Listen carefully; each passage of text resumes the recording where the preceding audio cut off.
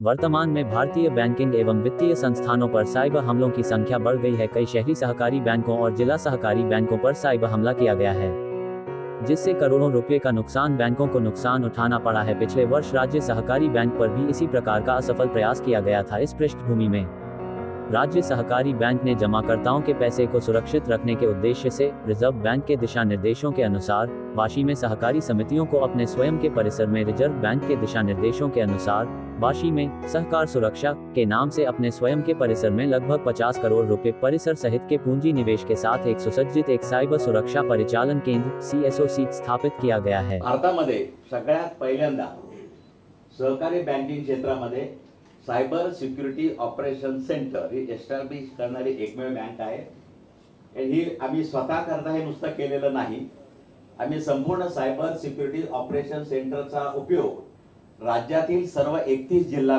बँका, नागरी सहकारी बँका यांना कोणताही मोबदला न घेता फ्री ऑफ चार्ज, म्हणजे आमचं प्रॉफिट त्यामध्ये कुठलाही नाही, आम्ही सर्व्हिस प्रोव्हायडर म्हणून या संपूर्ण लोकांना आम्ही सर्व्हिस प्रोव्हाइड करणार आहोत। आज तुम्हाला माहिती आहे की सायबर अटॅक अनेक होत आहेत।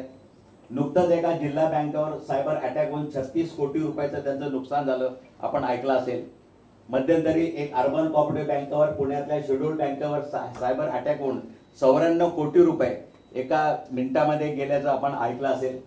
तेव्हा पुलवामा हल्ल्यानंतर जवळजवळ 10 लाख सायबर अटॅक्स या संपूर्ण भारतातल्या अनेक सेक्टरमध्ये झालेत। त्यामुळे बँकिंग सेक्टर हे त्यापासून वाचलेलं नाही। आणि नुकतंच एक सुप्रीम कोर्टने निकाल दिलेला आहे की अशा प्रकारे सायबर अटॅक होऊन जर ग्राहकाच्या खात्यातून कोणताही पैसा जर गेला तर त्या पैशाची सगळी जबाबदारी लॉ बेलमेंट नुसार त्या बँकेची राहील। त्यामुळे तुमच्या खात्यातून सायबर अटॅक होऊन कोणताही पैसा जर गेला तर ते सगळे पैसे बँकेना भरून द्यावे लागतील। त्यामुळे अशा प्रकारे बँकांवर खूप मोठी जबाबदारी आहे। या सगळ्या हल्ल्यांना रोखणं, त्या बँकांना अलर्ट देणं आणि ते सगळे हल्ले परतवणं। नुकताच मी नाव घेऊन पण सांगायला हरकत नाही, आमच्या डॅशबोर्डवर नुकताच सिंधुदुर्ग जिल्हा बँक आम्ही एक ऑनलाईन केली होती आणि सिंधुदुर्ग जिल्हा बँकवर अटॅक झाला, तो आम्ही लोकेट केला, तो आम्ही परतवला आणि नुसता परतवला नाही तर त्याच्या संबंधी आम्ही अलर्ट देऊन, माहिती देऊन, पोलीस यंत्रणा माहिती दिल्यामुळे सिंधुदुर्ग जिल्हा बँकेचं खूप मोठं नुकसान होण्यापासून नुकतंच ते वाचलेले। तर या संबंधी सगळी माहिती माझी टेक्निकल टीम इथं आहे, ते मयूर आहेत, आमचे पाटील साहेब आहेत, या सगळ्यांनी अत्यंत श्रमाने हे सगळं तयार केलंय आणि याच्यावर संपूर्ण एक वर्षभर याचं टेस्टिंग फुलप्रूफ आम्ही टेस्टिंग केले पूर्ण वर्षभर। आणि आता जवळजवळ 4 बँका आमच्याकडे लाईव्ह झालेल्या आहेत। सातारा लाईव्ह होतीये, PDCC लाईव्ह होतीये। त्यामुळे अशा माहिती मी जास्त आपल्याला माहिती देणं माझं महत्त्वाचं काम आहे। मी आमच्या संजय पाटलांना सांगतो, प्लीज सर कंटिन्यू। एक कोऑपरेटिव बैंकिंग सेक्टर में first time in the history of the cooperative banking sector इस तरीके का साइबर सिक्योरिटी ऑपरेशन सेंटर का इंस्टॉलेशन महाराष्ट्र में महाराष्ट्र राज्य सहकारी बैंक के थ्रू किया गया है। आज तक ऐसा सेंटर कोऑपरेटिव सेंटर में कोऑपरेटिव बैंकिंग सेक्टर में किधर भी नहीं है। जो कुछ है वो नेशनल बैंक में SBI का है, लेकिन कोऑपरेटिव बैंकिंग सेक्टर में किधर भी नहीं है। आजकल हमने देखा होगा कि साइबर अटैक्स का परसेंटेज बढ़ता ही जा रहा है। बढ़ते पुलवामा अटैक के बाद कम से कम 10 लाख साइबर अटैक्स ये पूरे भारतवर्ष में विविध सेक्टर में हुए, उसमें से ज्यादातर से बैंकिंग सेक्टर में अटैक हुए। लेटेस्ट डिसीजन जो सुप्रीम कोर्ट में लिया गया उसमें क्लियर कट सुप्रीम कोर्ट ने वर्डिक्ट दिया है कि अगर किसी भी बैंक के कस्टमर के खाते से कोई भी अगर पैसा या साइबर अटैक थ्रू साइफन होता है तो उसकी पूरी रिस्पॉन्सिबिलिटी, पूरी जिम्मेवारी उस बैंक की है। उस बैंक को इतना बड़ा लॉस भुगतना पड़ता है। इसलिए हमारा जो सेंटर है ये हमारे अकेले के लिए नहीं है, ये हमने पूरे महाराष्ट्र में जितने भी कोऑपरेटिव बैंकिंग सेक्टर में जितने भी डिस्ट्रिक्ट बैंक्स है, महाराष्ट्र में 31 डिस्ट्रिक्ट सेंट्रल कोऑपरेटिव बैंक्स है, महाराष्ट्र में 476 है अर्बन कोऑपरेटिव बैंक्स है, उन सबके लिए हमने ये सेंटर खुला किया है। अर्बन ये Maharashtra state cooperative bank apex bank है, एक फादरली बॉडी है, इसलिए हमने इसमें एक पैसा भी मुनाफा का ये कमाने का हमारा पॉलिसी नहीं है। जो कुछ है हमने उसको फ्री ऑफ चार्ज पूरे सेक्टर को, बैंकिंग सेक्टर को हमने फ्री ऑफ चार्ज ऑफर किया है। उनको जो कुछ करना पड़ेगा खाली लाइसेंस फी उनको देनी पड़ेगी, और क्योंकि बहुत सारी छोटी छोटी बैंक्स है उनको इतना बड़ा ये कैपिटल इन्वेस्टमेंट करना किसी के लिए सीधी बात नहीं है, बहुत मुश्किल है। तो जितने भी छोटे छोटे बैंक है, 10 करोड़ के बैंक है, 15 करोड़ के बैंक है, इसके लिए हमारा कैपिटल इन्वेस्टमेंट कम से कम है 10 करोड़ के आगे जगह छोड़ के। तो इतनी बड़ी investment impossible for a small bank. तो इसके लिए हमने सबके लिए फेंटर 24/7 ये हमारा पूरा वर्किंग रहता है। हम उसको अलर्ट देते हैं। आज तक तुमने देखा होगा कि रिसेंटली एक डिस्ट्रिक्ट कोऑपरेटिव बैंक में अटैक हुआ, 36 करोड़ वो अटैक में उनका लॉस हुआ है। और रिसेंटली एक लास्ट वीक में एक सिंधुदुर्ग कोऑपरेटिव बैंक के ऊपर अटैक हुआ था, लेकिन वो बैंक हमारे इस डैशबोर्ड पे है, इसलिए उस अटैक को हमने ये किया, स्टॉप किया, उनको अलर्ट दिया, उनको बहुत बड़ा नुकसान होने से वो बैंक बच गई। आगे की मैं मेरे टेक्निकल जो स्टाफ है उनको बोल दो, आपके जितने भी सवाल है उनके जवाब दे दे। और इनिशियली जो वर्किंग जिस तरीके से यहाँ आप देख सकते हैं, ये जो अटैक्स है, ये जो अटैक आ रहे हैं, ये एमएससी बैंक का ये सेंटर है। तो बाद में ये बताएंगे आपको, प्लीज। सगळ्यांना पत्रकार बंधू भगिनींना नमस्कार।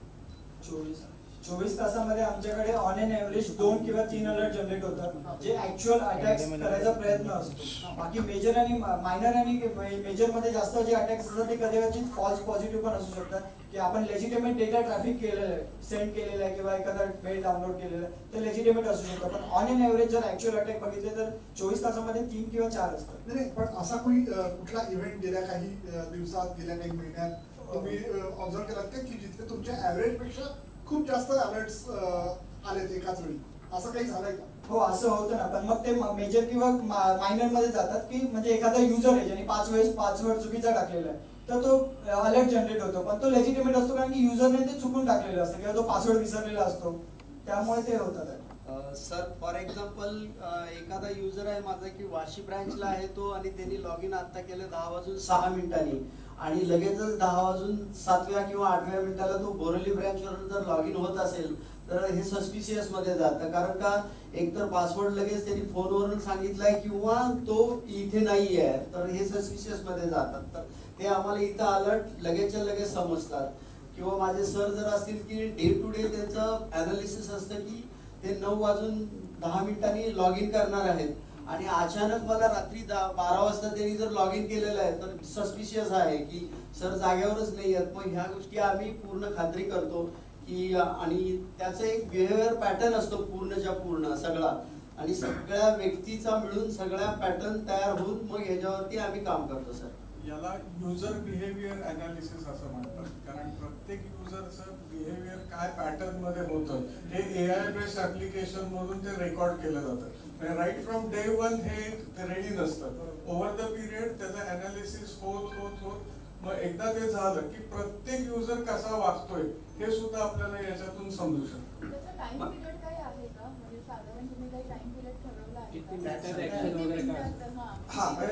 SLA साठी म्हणतात का, म्हणजे सर्व्हिस लेवल अग्रीमेंट साठी आता जे नॉन क्रिटिकल आहेत त्या अलर्ट साठी आपण 15 मिनिटाचा टाइम ठेवला की तेवढ्या वेळामध्ये आपण त्या मेंबर बँकेला इन्फॉर्मेशन द्यायची असते। तो आता आम्ही अजून नियर रिअल टाइम आणण्याच्या ऑप्टिमायझेशनच्या प्रोसेस मध्ये आहोत, की जो आता मी अनालाइज केला की पुढच्या एक किंवा 2 मिनिटांमध्ये समोरच्या बँकेला त्याचा कसा रिस्पॉन्स देता येईल याच्याबद्दल ऍडवायझरी आपण तयार करतो। सरांच्या प्रश्नाचा अजून एक आहे की माझे एक ATM आहात, तुम्ही आता मुंबईमध्ये आहात आणि तुम्ही रोज ज्या ठराविक पॅटर्ननी पैसे काढतात, म्हणजे तुम्ही 5,000, 10,000, 15,000 हा तुमचा पॅटर्न आहे नेहमी, त्याच्यात तुम्ही कधी 4,700 वगैरे रुपये काढत नाहीये, तर हा पॅटर्न झाला। आणि अचानक तुम्ही एकदा मुंबईमधून ट्रान्झॅक्शन केलं आणि परत 4थ्या मिनिटावरून दिल्लीवरून केलं ट्रान्झॅक्शन, तर हे सस्पिशियस मध्ये आहे। त्यामुळे ह्या गोष्टी आम्ही लगेच त्या समोरच्या बँकांना किंवा आमची बँक असेल तर आम्ही लगेच ब्लॉक करतो त्या। किंवा ATMच्या संदर्भात अजून एक उदाहरण असं देता येईल की तुम्ही महिन्यातून 2 वेळा पैसे काढताय, पण तुमच्या त्याच ATM मधून 5 मिनिटात 10 वेळा 5-5 हजार रुपये काढले गेले, तर विच इज सस्पिशियस। हा युजर पॅटर्न ही अनालाइज केला जातो, म्हणजे नॉट ओनली एक्सटर्नल थ्रेट्स, पण थ्रेट्स म्हणजे की सायबर अटॅक होण्याचे थ्रेट्स, पण या युजर अनालिसिस वरूनही आयडेंटिफाय करू शकतो आपण की काय टाईपचा थ्रेट येतोय, त्याप्रमाणे आपण त्यांना इन्फॉर्म करू शकतो। मॅक्झिमम अटॅक्स कोणत्या कंट्रीमधून येतात ते? हा सर. रशियामधून होत असतात बरेच वेळेला, साऊथ आफ्रिकन कंट्रीज मधूनही होत असतात. तर तुम्ही आता म्हणाल की सिंधुदुर्ग तुमच्याच ब्रँचला झाला, तो कसा झाला होता, कसा रोखला? त्या अटॅकला डीडॉस अटॅक असं म्हणतात. डीडॉस मध्ये काय होतं की डिनायल ऑफ सर्व्हिसेस, म्हणजे तो अटॅकर एवढे अटॅक्स करत असतो की, कारण हे सगळे ऑटोमाइज असतात, कम्प्युटराइज असतात, एक सिंगल अटॅकर नसतो, त्यांनी प्रोग्राम केलेला असतो, एवढे तो रिक्वेस्ट पाठवतो की तुमची जेवढी अवेलेबल बँडविड्थ आहे ती सगळी चोक केली जाते. त्यामुळे ना तुम्ही बाहेर जाऊ शकत, ना तुम्ही आतमध्ये येऊ शकत, त्याला डिनायल ऑफ सर्व्हिस असं म्हणतात. तर या अटॅक मध्ये काय करतात की मग त्याच सगळ्या सर्व्हिसेस मध्ये एक असा त्यांच्यासाठी एक इन्स्ट्रक्शन कोड असा असतो की जो एक्झिक्यूट झाला तर त्यांच्यासाठी ते आतमध्ये येतात, कारण तुमच्या बाहेर जाणाऱ्या सगळ्या सर्व्हिसेस ब्लॉक असतात. आणि या सगळ्या अटॅक्स आणि सायबर सिक्युरिटी मध्ये एकच प्रिन्सिपल आहे की त्या अटॅकर्सला एकदाच बरोबर साबित करायचंय, आणि वेळेला आपल्याला 100% वेळा आपण परफेक्ट असायलाच पाहिजे, प्रोटेक्टेड असायलाच पाहिजे. ह्या प्रिन्सिपल वरती ते ऑपरेट करत असतात आणि ते लाखो अटॅक्स करत असतात, पण त्यांचा एक जरी सक्सेसफुल झाला which is sufficient to get the control of your entire infrastructure. तर हा अटॅक कुठल्या कंट्री मधून आला? DDoS Russia. रशिया. सर एक विचारायचं आहे, सायबर अटॅक येणं आणि तो एक्झिक्यूट होणं जनरली किती वेळ जातो आणि त्याच्यामध्ये तुम्ही कसं काय अनालिसिस करून ऐकू शकता? नाही, ते सेकंदावरती ते डिपेंडंट असतं, कारण असे मल्टिपल अटॅक्स होत असतात, मल्टिपल लोकेशन्स वरून सिंक्रोनाइज्ड अटॅक्स, की एका वेळेला 10 कंट्रीज मधून ह्या सगळ्यांची त्याला डार्क वेब वरती मीटिंग होत असतात की आता हा ऑर्गनाइज अटॅक करायचा आहे, मग ते सगळे एकत्र येतात आणि त्याच्यातून ते मल्टिपल अटॅक्स तुमच्या इन्फ्रास्ट्रक्चर वरती करत असतात. आणि त्यातला एक जरी त्यांना लूपहोल सापडला आणि आतमध्ये आले तर पुढच्या काही सेकंदात ते तुमच्या नेटवर्क मध्ये येतात किंवा इन्फ्रास्ट्रक्चर मध्ये येतात आणि मग तो एक्झिक्यूट होण्याचा टाइम बॉम्ब सारखा त्यांनी वापर केला जातो की दुसऱ्या कुठल्या तरी इव्हेंटला ते अजून एक सिक्युरिटी ब्रीच करून आतमध्ये येतात. सो ते ज्या वेळेला तुमच्या पूर्ण क्रिटिकल डिव्हाइसेसचा कंट्रोल घेत नाही तोपर्यंत एक्झिक्युशन होत नाही, पण they are still persistent in your network.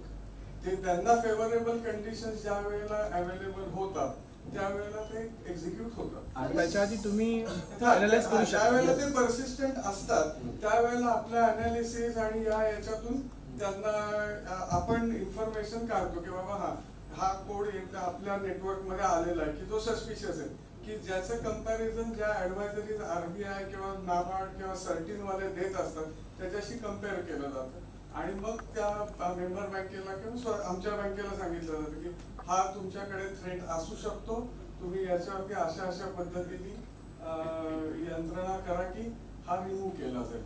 म्हणजे ह्या ऑर्गनायझेशनचा पर्पज हाच आहे की आम्ही बाहेरून तुमच्या नेटवर्क ऍक्टिव्हिटीज मॉनिटर करतोय आणि इथून प्रोटेक्शन दिलं जात नाही. प्रोटेक्शन एक्झिक्यूट करायची जबाबदारी बँकांची आहे, पण ते काय करायचंय त्याचं रेकमेंडेशन नाही, त्याच्या ऍडवायझरीज आपण देत असतो. सर जेव्हा थ्रेट होतो ते आपल्याला लाईव्ह कळतं की हो, कळतं. तेच इथे बघतो, म्हणून तर ते 24/7 ऑपरेशन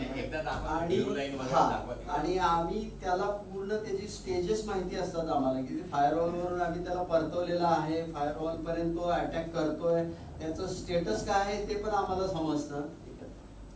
इव्हन प्रत्येक अटॅक जो होत असतो, म्हणजे आता सरांनी जसं सांगितलं की एखादा रॅन्समवेअर अटॅक आहे की जेव्हा फाईल तुमच्या मशीन्स मध्ये किंवा तुमच्या नेटवर्क्स मध्ये तुमच्या एन्व्हायरमेंट मध्ये जेव्हा येते ना तर ती लगेच रिॲक्ट नाही होत की वर्ष 6 महिने 3 महिने तुमचं सगळं पॅटर्न अनालाइज करते, त्या हिशोबाने ती अटॅक करण्याचा प्रयत्न करत असेल, पण ती हळूहळू ना नेटवर्क स्कॅन करणं किंवा तुमच्या आजूबाजूचे एन्व्हायरमेंट स्कॅन करणं अशा खूप साऱ्या गोष्टी त्या बॅकएंडला करत असतात. तर कधी कधी काय होतं की मायनर जे अटॅक असतात ना ते आपण त्यांना निग्लेक्ट करत नाही, आपण त्याच्यावरती पण डीप अनालिसिस करतो की हा पुढे जाऊन धोका होऊ शकतो का किंवा याच्यामधनं पुढे काय काय होऊ शकतं, काय आपला लॉस होऊ शकतो का किंवा सिस्टम रॅन्समवेअरच्या खाली येऊ शकतं का, हे सगळं आपण लक्षात ठेवतो. आता तुम्हाला जर सांगितलं होतं ही ब्ल्यू लाईन आहे ती आम्ही सस्पिशियस म्हणून सोडत नाही, तिला अजून मॉनिटर करतो, ड्रिल डाऊन करतो की त्याच्यामध्ये काय काय आहे, ते आयपीज कुठले आहेत ते सगळं आम्ही याच्यामध्ये मॉनिटर करतो. ग्रीन लाईन ज्या इव्हन लेजिटिमेट असतील त्याला पण आम्ही अनालायझेशन करतो की त्याच्यामध्ये पण काही असे डेटा आहे का जो लेजिटिमेट नाहीये किंवा बाहेर चाललेला हे पण बघतो. प्लस RBI, नाबार्ड, सर्टिन ज्या आपल्याला गाईडलाईन्स देतात त्याच्यामध्ये ज्या आयपीज असतात किंवा ज्या हॅश व्हॅल्यूज असतात त्या पण आपण या सिस्टम मध्ये इंटिग्रेट केले आहेत. मग त्या आयपी वरनं जर एखादं हिट आलं तर ते लगेच अलर्ट मध्ये जनरेट होतं आणि तेव्हा आम्ही त्यांना सांगू शकतो की बाबा या आयपी वरनं पण तुमच्याकडे कम्युनिकेशन होतं तर तुम्ही ब्लॉक करू शकता. हे पण आपले डेफिनेशन्स अपडेट कसं सिक्युरिटी या ज्या सिम आहेत त्याच्यामध्ये एक पॅटर्न असतं मैत्री पॅटर्न म्हणून, तर त्याच्यामध्ये ना ते डेफिनेशन्स कंटिन्युअसली अपडेट होत राहतात. म्हणजे एखादा अटॅक झाला जो ग्लोबली कुठेही दिसला असेल, कोणाच्या नजरेत आला असेल, पॅटर्न दिसला असेल तर तो पॅटर्न लगेच ते जसं अँटीव्हायरस सिग्नेचर अपडेट करतो. म्हणजे ते काय करतात की नवीन आलेला व्हायरस जो आहे त्याच्याकरता रेमिडिएशन ऍक्शन त्याच्यामध्ये पॅकेजमध्ये टाकतात आणि ते अपडेट करतात.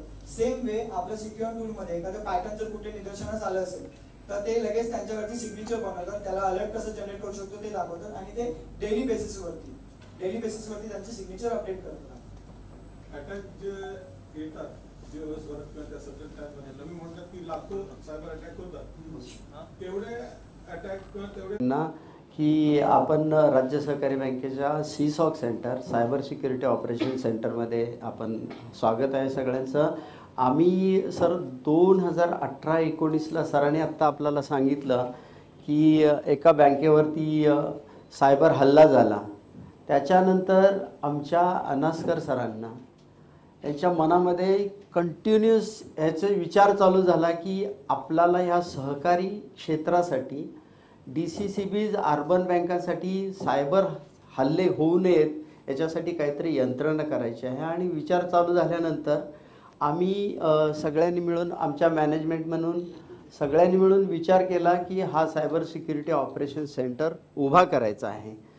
त्याच्यानंतर आम्ही हा उभा करण्याचा मानस सरांचा आहे, त्यालाच आम्ही continuation cyber security operation centre आपल्या समोर आहे ते आपण एक बाय वन तुम्हाला आम्ही त्याचं ऑपरेशन समजून सांगणार आहोत. ह्या संकल्पनेतून आम्ही जिल्हा बँकांना अर्बन बँकांना सर्व्हिसेस देतो, त्यांना ॲडवायझरी देतो, सर्टिनला आम्ही इन टाईम कळवतो. ही यंत्रणा कशी आहे आपण थोडंसं जाणून घेऊया. थोडंसं टेक्निकल आहे. आम्ही जिल्हा बँकांच्या लेवलला त्यांचे लॉग कलेक्ट करतो, सगळेच्या सगळे लॉग कलेक्ट करतो आणि AI जे माझं आर्टिफिशियल इंटेलिजन्स जे सॉफ्टवेअर आहे त्याच्यामध्ये त्याचे ॲनालिसिस करून लॉग आहेत ते मला इकडे फॉरवर्ड होतात. लॉग फॉरवर्ड झाल्यानंतर एक डॅशबोर्ड आहे आपल्याला. आम्ही मयूर आहे माझ्याबरोबर, तो थोडंसं एक्सप्लेन करेल डॅशबोर्ड. नमस्कार. सर्वप्रथम आपल्याला सॉकची गरज का असते, म्हणजे आपण सर्वांनी पहिले पण बघितलं होतं की पहिले आपण सायकल वापरायचो, तर सायकलमध्ये आपल्या ॲक्सिडेंटची वगैरे रिस्क कमी असायची. जसं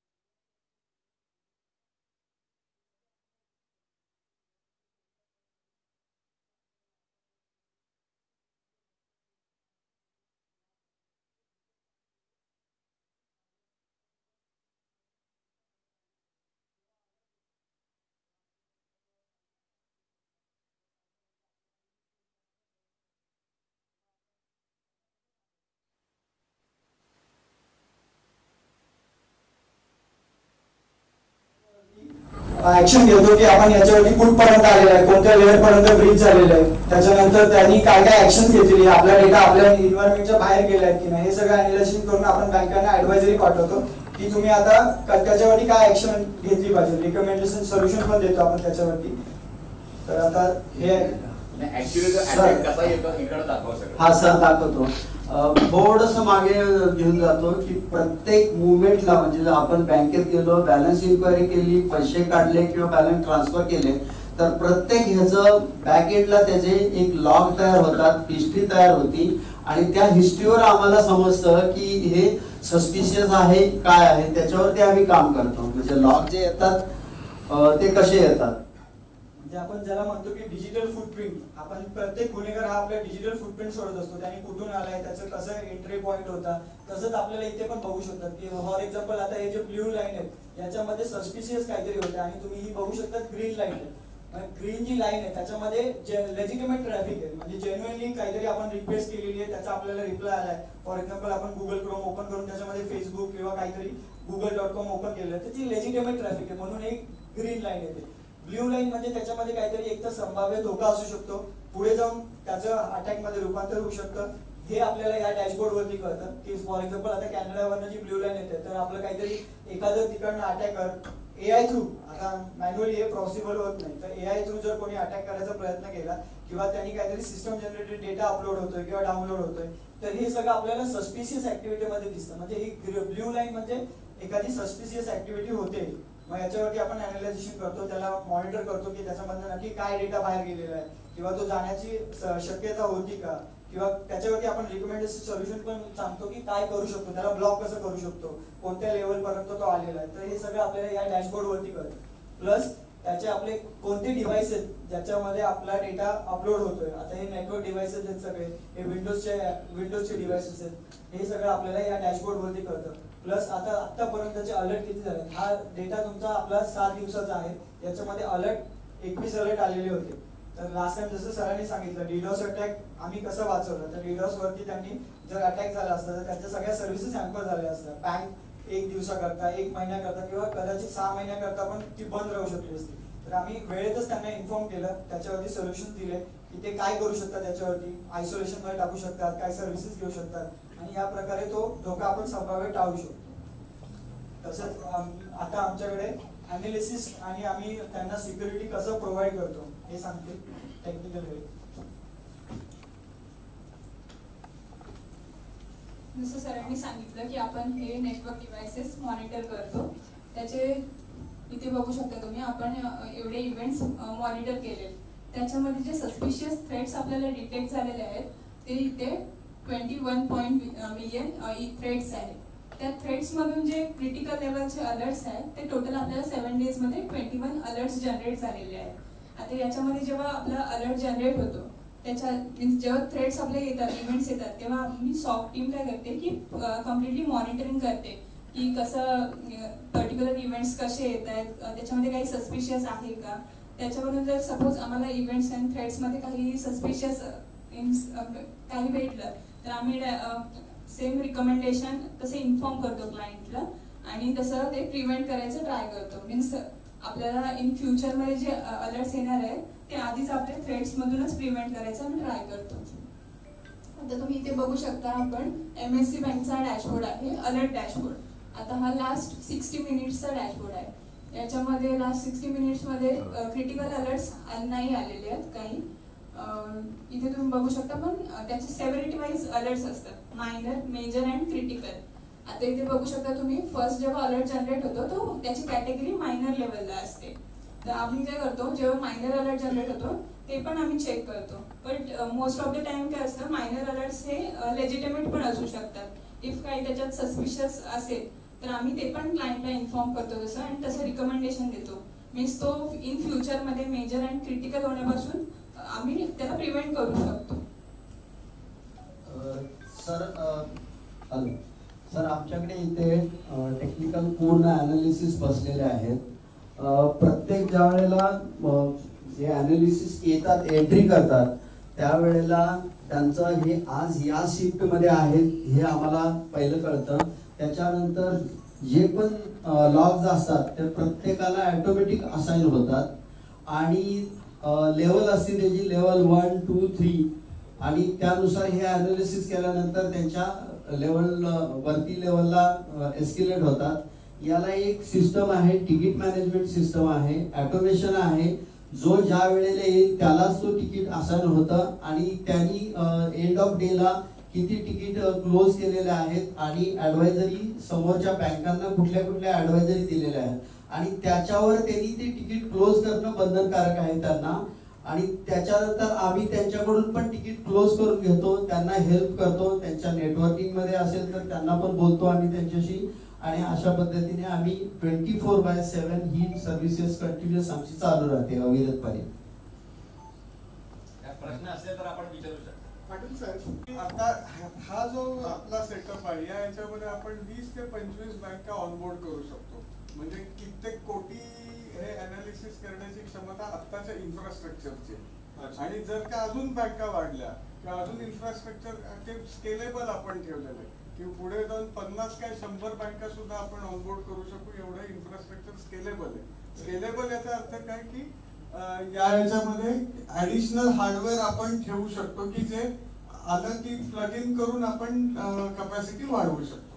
अटॅक परतावण्याची क्षमता नाही का परतावण्याची इन्फॉर्मेशन देतात. करेक्ट. तुम्हाला जेव्हा कळतं की अटॅक झालेला आहे तर तो परतावून लावण्याची क्षमता ती फायरवॉल तुम्ही नाही मेंटेन करू शकता. परतून लावण्याची शक्यता कशी असते की मेंबर बँकेच्या इन्फ्रास्ट्रक्चर मध्ये चेंजेस करायला लागतात आणि तो कंट्रोल तुमच्या आम्हाला इथून घेता येत नाही. We are not a fighting army, we are a monitoring army. आणि त्या प्रत्येक बँकेचे जे नेटवर्क सिक्युरिटी किंवा सायबर सिक्युरिटी एक्सपर्ट आहेत त्यांनी त्यांच्या इन्फ्रास्ट्रक्चर मध्ये चेंजेस करून घेणं आवश्यक असतं आणि ते काय करायचे आहे प्रिसाइज याची ऍडवायझरी आपण देत असतो. त्या मेंबर बँक तेवढ्या सक्षम नाहीत ना की तेवढ्या वेळेत त्यांनी जर तुम्ही दिलेली इन्फॉर्मेशन त्याच्यावर त्यांनी जर काम त्या विहित वेळेत केलं तरच उपयोग आहे. अदरवाईज अटॅक सक्सेस होऊन जातो. मग त्याच्यासाठी त्यांनी तो जागृत अवस्थेत ट्रेनिंग आपली पुढची स्टेप अशी आहे की आपण इथे आता सायबर सिक्युरिटी ट्रेनिंग सेंटर पण सुरू करणार आहोत as a extension to this initiative. Plus आम्ही त्यांना गाईड पण करतो. म्हणजे त्यांना जर त्यांचं हे नसेल, माहिती नसेल तर त्यांच्या वेंडरशी बोलून आम्ही त्यांना गाईड पण करतो की तुम्ही कसं करू शकता. ते पण तेवढेच टेक्नॉलॉजी कारण अपडेट झाले पाहिजे. म्हणजे एक तर म्हणजे कुठल्याही बँकेच्या इन्फ्रास्ट्रक्चरचा रिमोट कंट्रोल दुसरीकडून घेणे हे अलाउड नाहीये. ते आरबीआयचे त्याच्यावरती रिस्ट्रिक्शन्स आहेत, त्यामुळे त्यांच्या नेटवर्क मध्ये आपण एंट्री करू शकत नाही. आता किती बँक ऑन बोर्ड आहेत? आता महाराष्ट्र राज्य सहकारी बँक, सिंधुदुर्ग सहकारी बँक हे सगळे इन्फ्रास्ट्रक्चर ऑनबोर्डेड आहे. सातारा डिस्ट्रिक्ट प्रोसेस मध्ये आहे, पीडीसीसी प्रोसेस मध्ये आहे. तुमच्या सर्व डिस्ट्रिक्ट बँक ऑनबोर्ड यायचे आहेत. असं विचारायचं होतं की तुम्ही म्हणालात की आम्ही ट्रान्झॅक्शन पण मॉनिटर करता. होय. तुम्हाला सस्पिशियस काही ट्रान्झॅक्शन आढळले तर तुम्ही गव्हर्नमेंटला रिफर कराल की? हो, आता पर्टिक्युलर ट्रान्झॅक्शन मॉनिटर करण्यासाठी काही स्पेशल डेव्हलपमेंट करायला लागते. कारण प्रत्येक जिल्हा बँकेकडे वेगवेगळ्या कंपनीची सीबीएस प्रणाली आहे आणि त्या सीबीएस प्रणालीमधून जे लॉग्स तयार होणार आहेत ते लॉग्स इथे सायबर सिक्युरिटी सॉफ्टवेअर मध्ये अनालाइज करण्यासाठी काही डेव्हलपमेंट करायला लागते. कारण प्रत्येक हे लॉग्स प्रत्येक कंपनीचे वेगवेगळ्या फॉर्मॅट मध्ये असतात आणि ते ऑर्गनाइज नसतात. त्यामुळे ती प्रोसेस आता चालू आहे आणि विच टेक्स म्हणजे तुम्ही ऑनबोर्ड झाल्यापासून पुढचे 6 महिने ते 9 महिन्यापर्यंत ही प्रोसेस चालू राहते. कारण ट्रान्झॅक्शन प्रत्येक वेगवेगळ्या सॉफ्टवेअर मधून जनरेट होत असतात आणि प्रत्येक यांची लॉग्स मेंटेन करण्याची पद्धत ही वेगवेगळी आहे. There is no uniformation in that. आणि हे कस्टमाइज डेव्हलपमेंट असते आणि प्रत्येकाची लिमिट आपापली स्वतःची लिमिट आहे. ट्रान्झॅक्शन लिमिट आहे, कुणाची एटीएम ची लिमिट वेगळी आहे, मेंबर बँकांची IMPS वेगळे, पॉस वेगळे, ई-कॉमची वेगळे आहे, मोबाईल बँकिंगची वेगळे आहे. तर प्रत्येकाची लिमिट आहे, त्यांच्या लिमिट आहेत, त्याच्यानुसार मग लॉग्स आपल्याकडे ते फॉरवर्ड होतात. एका बँकेमधून 94 लाख रुपये 94 कोटी रुपये एका क्षणात गेले. नंतर ते आता आपण म्हणाला बँकेवरती आला होतो, अटॅक होतो, म्हणजे तो ग्राहकांच्या खात्यावरती होतो की बँकेच्या निधीवरती होतो. ऍक्च्युअली कशावरती अटॅक होतो? ते 36 कोटीचे तुम्ही वाचवले किंवा सिंधुदुर्ग बँकेचे ते पैसे कुणाचे होते खात्यात बँकेचे? सिंधुदुर्ग बँकेचे तिथे अटॅक सक्सेसफुल झाला नाही, पण जो एका दुसऱ्या जिल्हा बँकेत जिथे पैसे गेले, आता हा जो हल्ला होतो हा तुमच्या बँकिंग इन्फ्रास्ट्रक्चर वरती हल्ला होतो. असं पर्टिक्युलर अकाउंट बाबा मी आनंद पारखीच्या अकाउंटवर हल्ला करायचा असं होत नाही. ते त्यांच्या इन्फ्रास्ट्रक्चर वरती हल्ला होतो आणि त्याचे जे कंट्रोल्स असतात ती लोक घेतात. किंवा समजा माझं आता कुठला आरटीजीएस ट्रान्झॅक्शन चालू आहे त्या मोमेंटला तर मी डेस्टिन केलंय की बाबा संजय पाटील यांना हे पैसे ट्रान्सफर करायचे, तर तो जो डेस्टिनेशनचा जो अकाउंट आहे ते त्यांचा स्वतःचा टाकतात असं ते हे होतं. त्यामुळे पर्टिक्युलर माणसाला टार्गेट करून हा हल्ला होत नाही किंवा त्याच्या अकाउंटला टार्गेट करून होत नाही. इन्फ्रास्ट्रक्चर वरच कंट्रोल घेतला जातो. म्हणजे ह्या बँकांनी आपलं इन्फ्रास्ट्रक्चर चांगलं केलं तर ग्राहकांना त्याचा फायदा मिळू शकतो. नुसतं इन्फ्रास्ट्रक्चर चांगलं करून उपयोग नाही ना, त्यांना ते प्रोटेक्ट पण करायला पाहिजे. सर मग तुम्ही या केसमध्ये काय शोधून काढलात की सिंधुदुर्ग बँकच त्यांनी का निवडली? आता हा बँक नाही, ते सेक्टर वाईज त्यांचा अटॅक्स असतात. आता पुलवामा नंतर जो अटॅक झाला तो सगळ्या आपल्या नॅशनल इन्स्टिट्यूट जे आहेत KNCL असेल किंवा RBI ची हे असेल किंवा बँका आहेत सेंट्रलाइज आपल्या स्टेट कोऑपरेटिव्ह बँक आहे की बँक शब्द दिसलं त्यांचे असे जनरलाइज आहेत बँक की ते सरसकट सगळ्या बँकांच्या वेबसाईट सर्च करतात आणि त्याच्यावरती अटॅक सुरू करतात. मग सर हे जे अटॅक्स असतात हे ऑनलाईन म्हणजे जेव्हा नेट चालू असतं तेव्हा, पण ग्रामीण भागांमध्ये जिथे नेटवर्कच नाहीये तर त्या ठिकाणी हे कसं करतात म्हणजे आणि तुम्ही त्यांना कसं सिक्युअर करणार? आता रिझर्व्ह बँकेने काही कॅटेगरायझेशन केलेलं आहे की बाबा level 1 bank, level 2 bank, level 3 bank आणि लेवल 4 बँक. लेवल 1 बँकेमध्ये त्या बँकेमध्ये कोणती ऑनलाईन ट्रान्झॅक्शन किंवा मोबाईल बँकिंग ही फॅसिलिटीज नाहीये की ज्यांच्याकडे अजूनही कन्व्हेन्शनल पद्धतीने बँकिंग चालू आहे. फक्त त्यांचं बँकिंग सॉफ्टवेअर हे कोर बँकिंग प्रणाली ही त्यांच्या नेटवर्क पुरतीच मर्यादित आहे. त्यांना खूप कमी धोका आहे किंवा त्यांना chances of those bank getting hacked are very less. Whereas level 2 बँकांमध्ये काही फॅसिलिटीज तुम्ही ग्राहकांना देताय, पण लेवल 3 आणि लेवल 4 या बँकांसाठी सायबर सिक्युरिटी प्रणाली की RBIने जे सायबर सिक्युरिटी फ्रेमवर्क एक डॉक्युमेंट पब्लिश केलंय 2019 सालापासून. याच्यावरती खूप दरवर्षी काही अमेंडमेंट्स येतात, but that is the best document.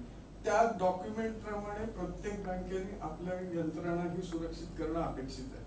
पण त्या याच्यातही अजून सर्व बँकांकडे ही फॅसिलिटी किंवा ही प्रणाली इम्प्लिमेंट केली गेली नाही, कारण त्याच्यामध्ये 35 ते 40 पॉइंट्स असेल की जे तुम्हाला सिक्युअर करायचे ते मिनिमम. पण त्याच्यातले काही बँकांचे 15 झालेले, काही बँकांचे 20 झालेले. तर आम्ही आमच्याकडे ज्या वेळेला ऑनबोर्ड करून घेतोय बँका त्यावेळेला त्यांना ही सगळी 35 त्यांचे डेटा पॉइंट्स आम्ही त्यांच्याकडून आधी मागून घेतो की याच्यातले किती तुम्ही कंप्लाय केलेले आहेत. कारण जर का काहीच केलेलं नसतील तर ही सर्व्हिस घेण्याचा फायदाही नाही ना, कारण मी त्यांना दर 2 मिनिटाला एक ऍडवायझरी पाठवणार आहे. त्यामुळे त्यांनी ते कंप्लाय करून घेणं आवश्यक आहे. ते घेतल्यानंतर त्यांचा धोका कमी होईल, पण तरीही ते मॉनिटर करणं गरजेचं आहे. अटॅक करणारे जे यांचं तर त्यांच्यावरती अटॅक होणं सोपं आहे. त्यामुळे प्रत्येक सिक्युरिटीचे जे काही कंपन्या आहेत त्यांच्यावरती हे अटॅक्स कंटिन्युअसली चालू असतात. रशियावरून सिंधुदुर्ग बँकवर अटॅक झाला असं आता रशियावरून झालं काही ते रोटेशनल आयपीज असतात.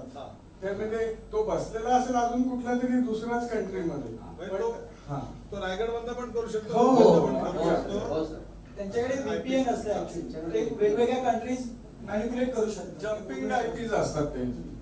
आणि जसं तुम्ही सगळ्यांनी विचारलं एक प्रश्न कॉमन होता की अटॅकरला कसं माहिती की ही सिंधुदुर्ग बँक की MSC बँक, ते ब्लाइंड असतात, त्यांना माहिती नसतं. ते जेव्हा आतमध्ये येतात ते स्कॅनिंग करतात तेव्हा त्यांना कळतं की ही ऑर्गनायझेशन काय आहे.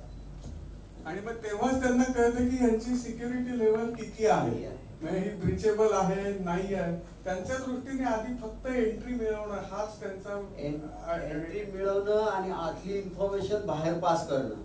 तो आत आलेला व्हायरस किंवा मॅलिशियस ऍक्टिव्हिटी डायरेक्ट आपल्या याच्यावर ते अटॅक करत नाहीये, तो बाहेर अजून ती इन्फॉर्मेशन पूर्ण देतो.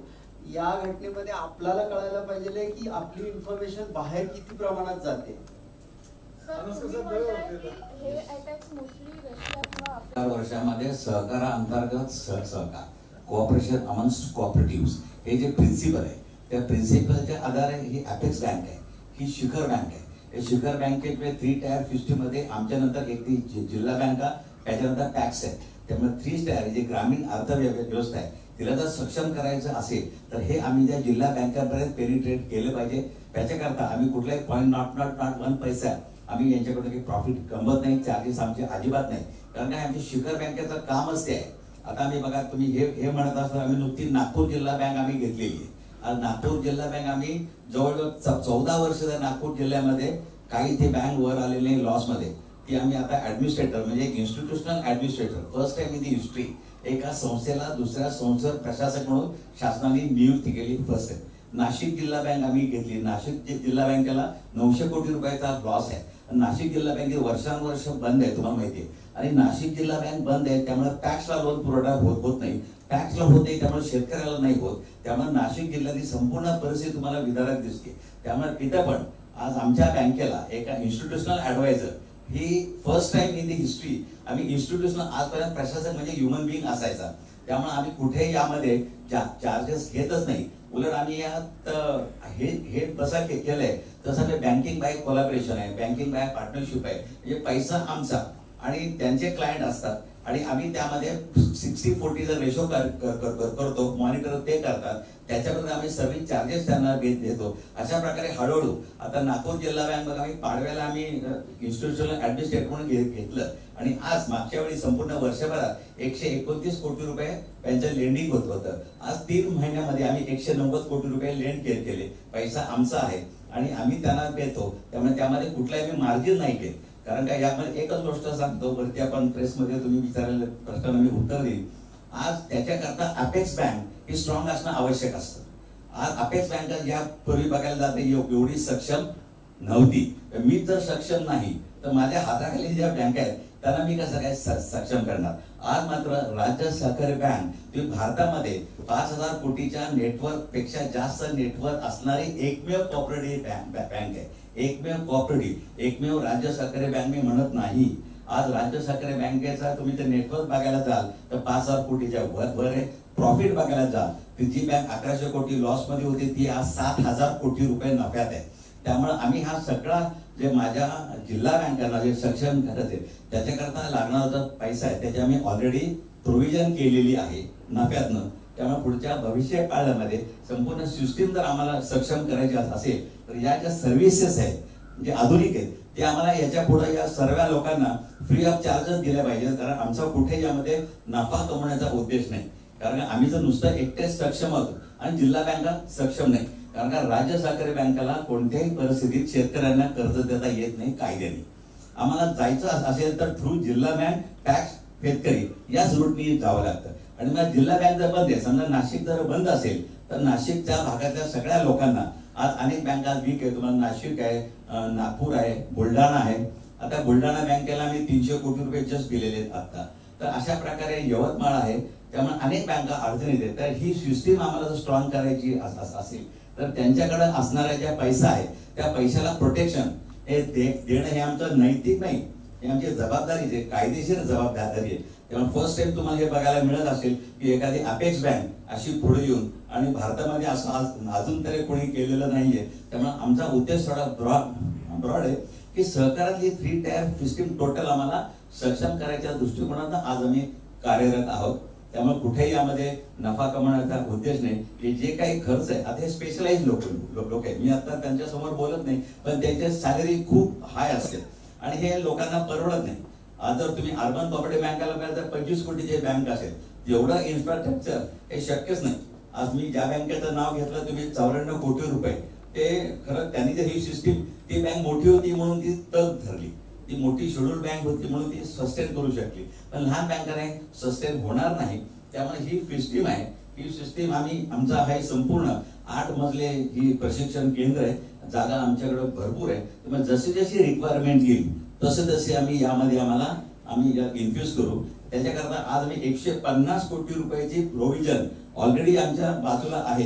त्यामुळे जशा आमच्याकडे बँका येतील तसंच आम्ही इन्फ्रास्ट्रक्चर हे वाढवणार. ओके.